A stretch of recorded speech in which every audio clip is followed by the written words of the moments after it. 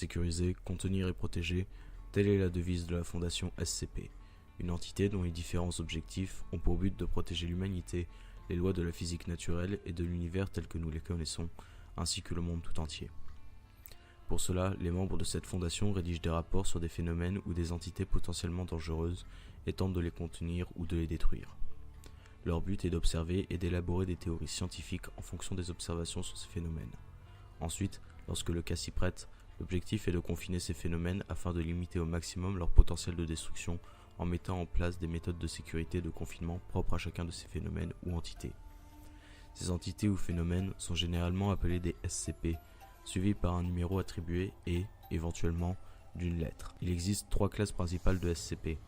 La classe Safe, qui est attribuée aux objets ou aux sujets pouvant être confinés de manière efficace et fiable, ne représentant a priori pas de danger, ne sachant être contrôlé. Il y a ensuite la classe Euclide. Un SCP est classé en Euclide quand son comportement ne peut pas être prévu de manière infaillible, soit à cause de la sensibilité de l'objet, ou soit car sa nature n'est pas encore comprise dans notre monde.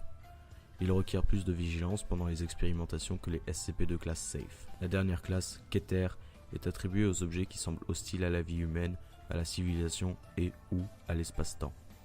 Ces objets peuvent être confinés selon des procédures très spécifiques, voire être détruits si possible sous peine de causer de graves dégâts.